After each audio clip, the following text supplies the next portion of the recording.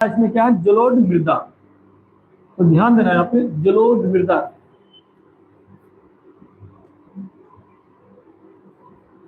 क्या लिखे हम, जलोढ़ मृदा। इसे हम कहते हैं एल्यूवियोलिक सॉइल। जलोढ़ मृदा क्या होता है, जलोढ़ मृदा, ध्यान देना सर बेटे। जलोढ़ मृदा ये भारत के सबसे अधिक क्षेत्रफल पे इनका विस्तार है। जलोढ़ मृदा का विस्तार भारत में, ध्यान देना, भारत में सबसे अधिक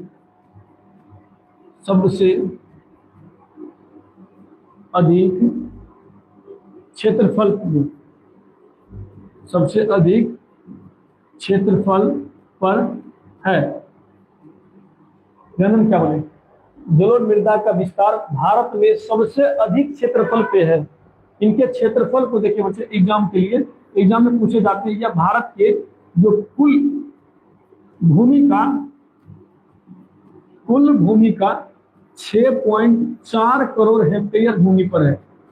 6.4 करोड़ हेक्टेयर भूमि पर है, हेक्टेयर भूमि पर है। ध्यान देना हम क्या बोले, जलोढ़ मृदा का विस्तार भारत में सबसे अधिक क्षेत्रफल पे, जो तो आपको मिट्टी के 6 प्रकार बताया, उन 6 मिट्टी में सबसे अधिक मिट्टी यही पाया जाता है भारत में, जलोढ़ मिट्टी। और मिट्टी कुल भूमि का 6.4 करोड़ हेक्टेयर भूमि पर है। और बच्चे इस मिट्टी का, इस मृदा का निर्माण हुआ है, हम लोग देखिए जलोढ़ मृदा का निर्माण, इनकी यदि बात करते हैं, मृदा का निर्माण, ये भारत में इनका निर्माण हम देखें तो जो भारत में जो 3 बड़ी प्रमुख नदी है, 3 प्रमुख बड़ी नदी में आता है, जैसे सिंधु हो गया, गंगा हो गई, ब्रह्मपुत्र हो गया। सिंधु गंगा ब्रह्मपुत्र, तो सिंधु गंगा ब्रह्मपुत्र नदियों के द्वारा जो लाए गए निक्षेप होते हैं, निक्षेप का क्या है, निक्षेप, जब नदी आती है ना, नदी जब निकलती है अपने मार्गों पर, जहां से नदी उद्गम होकर के अपने मार्गों पर जब निकलती है, तो उन मार्गों में, अपने मार्गों में कई प्रकार के छोटे छोटे जीवाणु जीव व्यक्ति, छोटे छोटे जो पेड़ पौधे होते हैं, उन पौधे को साथ ही वहां पे जो मिट्टी मिलती है, वो सभी पत्थर को, चट्टान को एक साथ अपने मार्ग में लेके चलती है। जब एक मार्ग में चलती है तो वो मार्ग में साथ में जाने के कारण, जब मैदानी क्षेत्र में नदी का प्रभाव शुरू होता है, तो मैदानी क्षेत्र को होता है समतल, और उस मैदानी क्षेत्र में जब नदी पहुंचती है तो नदी का जो प्रवाह होता है बच्चे, वो धीमी पड़ जाती है। नदी के प्रभाव क्या पड़ जाती है, धीमी। जैसे उदाहरण समझो, जैसे हम लोग पुल पे चढ़ते हैं, देखना हम लोग को बहुत ज्यादा कठिनाई झेलनी पड़ती है। जब पुल पर से नीचे उतरते हैं, देखना बिना पैडल मारले साइकिल घरकने लगता है। और जब कुछ दूर चलते हैं ना, तो सड़क पर घरकने के बाद कुछ दूर सब पुल से नीचे बाहर निकलते हैं, तो जब समतल सड़क पर पहुंचते हैं, देखना साइकिल की रफ्तार धीमे कम जाते हैं अपनी। उसी तरह नदी का भी होता है। नदी जब किसी ऊंचे पहाड़ों पर से निकलती है ना, तो उनमें रफ्तार, उनमें प्रभाव ज्यादा होती है। और जब वो मैदानी क्षेत्र, समतल एरिया में प्रवेश करती है, तो उनकी रफ्तार क्या हो जाती है, धीमी, और वह चारों ओर फैल जाता है। फैलने के कारण वो नदी में जितना भी अवसाद मिले हुए थे निक्षेप, वो सब जाकर के पेंदी में बैठ जाएगा, नीचे वाले पेंदी में बैठ जाएगा। और बैठने के साथ जब नदी का पानी सूखेगा, तो वहां पे एक नए प्रकार की मिट्टी का निर्माण होता है। उसी मिट्टी को हम लोग क्या कहते हैं, जलोढ़ मिट्टी। उसी लोग मिट्टी को हम लोग बच्चे क्या बोलते हैं, जलोढ़ मिट्टी। तो जलोढ़ मिट्टी के निर्माण में क्या बताए, कौन कौन नदी की प्रमुख भूमिका है। जलोढ़ मिट्टी के निर्माण में हम बताए सिंधु,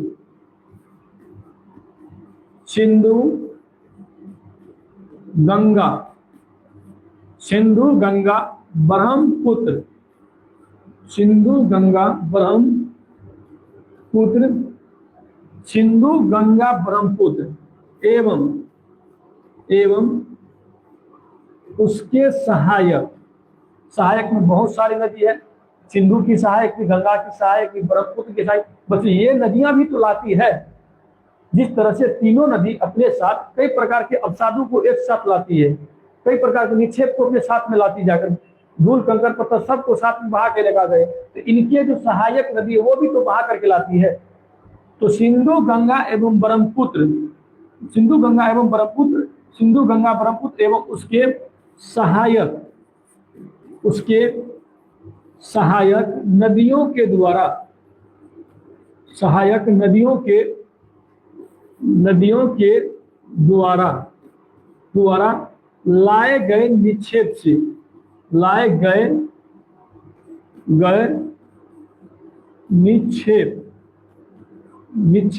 से किस मृदा का निर्माण होता है?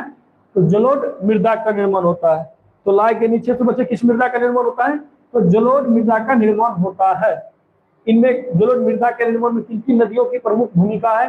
तो सिंधु, गंगा, ब्रह्मपुत्र एवं उसके सहायक नदियों, इन 3 प्रमुख नदियां और इनकी सहायक जो नदियां हैं, इनके द्वारा लाए गए जो निक्षेप होते हैं, उन्हीं निक्षेप से किस मृदा का निर्माण होता है? जलोढ़ मृदा का निर्माण होता है। जब बच्चे जलोढ़ मृदा को देखें, हम क्या बताएं जलोढ़ मृदा संबंधित? यह भारत में अधिक क्षेत्रफल पे है। इनका जो कुल विस्तार है बच्चे वो 6.4 करोड़ हेक्टेयर भूमि पर है। भारत के 6.4 करोड़ हेक्टेयर भूमि पर है। इनका निर्माण देखें, निर्माण में 3 बड़ी प्रमुख नदी सिंधु, गंगा, ब्रह्मपुत्र, साथ ही एवं उसके सहायक नदियों के द्वारा लाए गए निक्षेप से जिस मिट्टी का बच्चे निर्माण होता है उस मिट्टी को बोलते हैं जलोढ़ मिट्टी। और यह भारत के सबसे अधिक क्षेत्रफल पे है।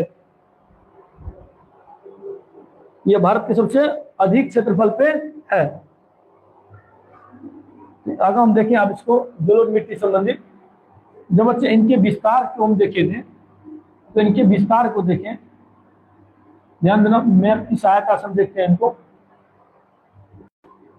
जब इनके विस्तार को देखें ना, जलोढ़ मिट्टी के विस्तार को से, तो जलोढ़ मिट्टी का जो विस्तार है, ये उत्तर भारत के जो उत्तर का जो विशाल मैदान है, ये क्षेत्र, ध्यान देना, मेरे मार्कर के साथ ध्यान देना किस तरह, ये पूरा क्षेत्र,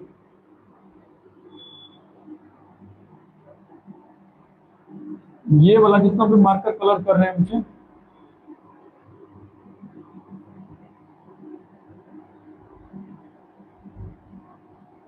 ये जो कलर किए ब्लैक कलर से, ये जो पूरा क्षेत्र है ये जलोढ़ मिट्टी का विस्तार है। इन क्षेत्रों में कौन सी मृदा का विस्तार है? जलोढ़ मिट्टी का विस्तार है। जलोढ़ मिट्टी के विस्तार को देखिए, इनके पश्चिम में, इनके ध्यान रखिए, इनके पश्चिम में देखें, इनके पश्चिम में पंजाब है। इनके पंजाब देखें तो राजस्थान का पूर्वी क्षेत्र है, राजस्थान का ये वाला भाग में बच्चे थोड़ा बहुत मिट्टी देखने को मिलता है संकीर्ण भाग में। तो राजस्थान के संकीर्ण भाग में यहाँ पे जलोढ़ मिट्टी देखने को मिलता है। साथ ही राजस्थान का जो पूर्वी क्षेत्र, राजस्थान का जो पूर्वी हिस्सा हो गया, वहां पे उसके मध्य प्रदेश का उत्तरी क्षेत्र हो गया, पूरा उत्तर प्रदेश में शामिल होता है, पूरा बिहार शामिल हो जाते हैं। वहीं देखिए झारखंड के थोड़ा उत्तरी सीमा शामिल होता है। साथ ही देखिए यहाँ पे पूरब में असम तक जो जलोढ़ मृदा है, इन मृदा के विस्तार है। यहाँ से प्रश्न पूछे जाते हैं जलोढ़ मृदा का विस्तार किन किन राज्यों में है। तो यहाँ पे ध्यान रखिएगा, यहाँ पे पंजाब है, यहाँ पंजाब देखें, उसके बगल में ये राजस्थान का क्षेत्र हो गया, राजस्थान। वहीं देखिए यहाँ पर ये उत्तर प्रदेश हो गया, यूपी। यहाँ बच्चे यहाँ पे हरियाणा है, हरियाणा, ये हरियाणा का क्षेत्र हो गया। यहाँ पे देखिए ये बिहार है हम लोग का, बिहार। वहीं देखिए ये कौन सी राज्य है? पूरब में असम। पूरब में कहां तक है? असम तक है। तो पूरब में असम तक है जलोढ़ मिट्टी का विस्तार। क्या क्या हम लोग एग्जाम में प्रश्न बन सकते हैं जलोढ़ मिट्टी में, जलोढ़ मृदा संबंधी? ध्यान रखिए, इस मृदा में, जलोढ़ मृदा में क्या करे अनुराग झा, जब मंजिल करीब हो तो मेहनत जबरदस्त करना, जब मंजिल करीब हो तो मेहनत जबरदस्त करना, जीत निश्चित है तुम्हारी, बस तुम अपनी पढ़ाई में व्यस्त रहना। बहुत अच्छा वचन। मेहनत पे अपनी कभी पीछे मत, अपना मेहनत करते रहना है। जीत पक्की हो ना हो, मेहनत तुम करते रहना, मेहनत से अपने कभी पीछे मत हटना। मेहनत करते रहेगा ना, मेहनत का फल जो होता है ना कभी बेकार नहीं जाएगा। बोले देर लगेगा बच्चे, देर लगेगा, फिर भी मेहनत का फल, इतना मेहनत करो कि भगवान को भी सोचना पड़ जाए कि नहीं इसका हकदार है।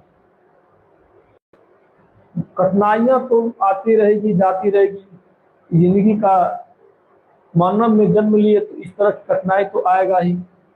कठिनाई से, संघर्ष से हम पीछे हट जाए तो मानव का कर्तव्य बनता नहीं है। कठिनाई से डर देंगे तो किस बात के मानव, मतलब मानव में लिए तो आपसे कहीं ना कहीं वो परीक्षा ले रहे हैं। इन परीक्षा से आप मुकर जाओ तो ये तो मानव का जो गुण होता है वो गुण नहीं हुआ। संघर्ष करते रहो, जिंदगी का नहीं कटा मजाक संघर्ष में है। इसको मंजिल मिल गया एक बार में तो क्या जिंदगी का मजा जिएगा। दिल्ली का मजा तो सफर में होता है। लोग कहते हैं दिल्ली जा रहे हैं, दिल्ली जाने में मजा नहीं बचे, दिल्ली के जो सफर करने में मजा होता है वो मजा कहीं नहीं मिलता है।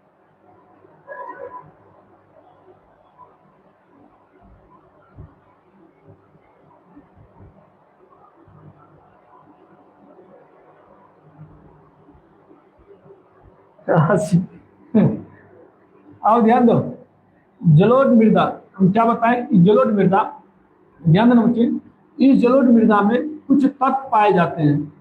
इनमें कुछ क्या पाए जाते हैं तत्व। तत्व में देखें, इसमें पोटास, पोटास पोटास हो गया। इनमें देखिए फास्फोरस के साथ चूना पत्थर, चूना पत्थर,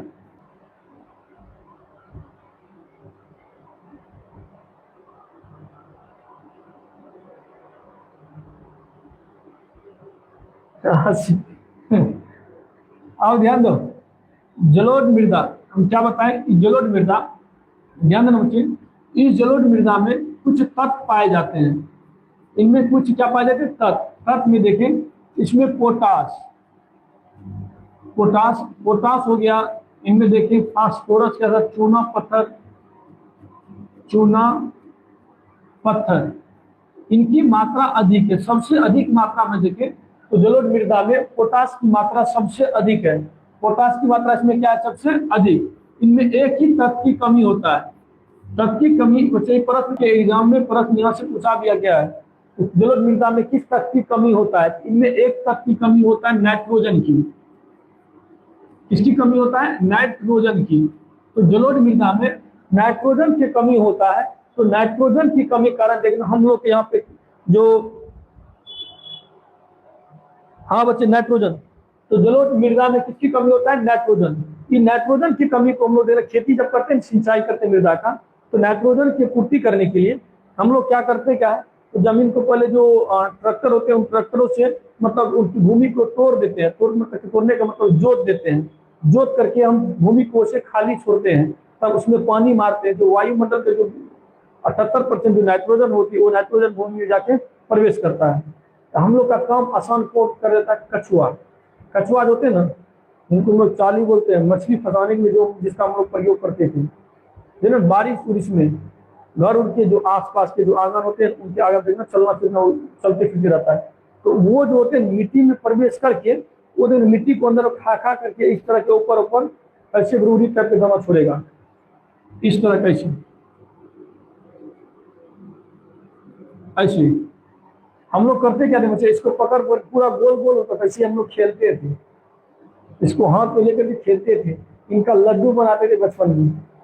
ये जो होता है ना, ये मिट्टी को अंदर जो मृदा होती है, मृदा की परत, इस मृदा के परत को छेद कर देता है अंदर से, और इनकी सहायता से मिट्टी जो होता है, कठोर मिट्टी होता है, वो मिट्टी को कमजोर पन करता है, मिट्टी को ढीला कर देता है, और इनके साथ साथ हवा प्रवेश कर जाता है। नाइट्रोजन जो होती है मृदा में उनकी पूर्ति हो जाती है।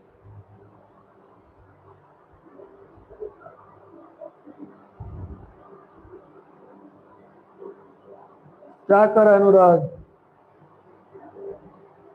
सबको सबको सब कुछ विरासत में नहीं मिलता, कई रातें बितानी पड़ती है। किताबों के साथ।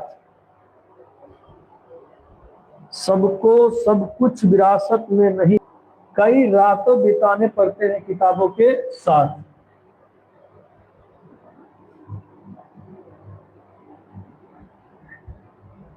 ध्यान देना यहाँ पे, हम क्या बताएं, नाइट्रोजन, नाइट्रोजन की पूर्ति कर देती है। जब केचुआ नाइट्रोजन की पूर्ति कर देती है तो किसानों के काम को क्या कर देती है,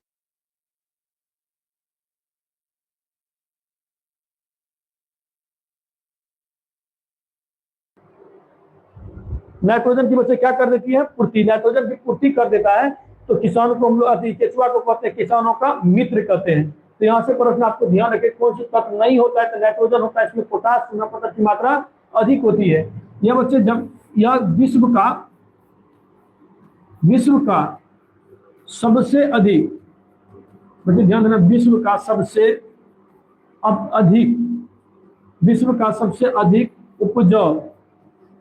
उपजाऊ मृदा है। विश्व का सबसे अधिक उपजाऊ मृदा देखो तो वो जलोढ़ मृदा है, जिनमें कई प्रकार की प्रमुख खेती होती है। धान हो गया, गेहूं हो गया, मक्का हो गया, सरसों हो गया, मटर हो गया, जूट हो गया। तो इसमें बहुत अच्छे प्रकार की खेती इसमें होते हैं, और जिस कारण अच्छे मृदा होने के कारण यहाँ पर सघन जनसंख्या देखने को मिलता है। लोग यहीं पर आकर के बसते हैं।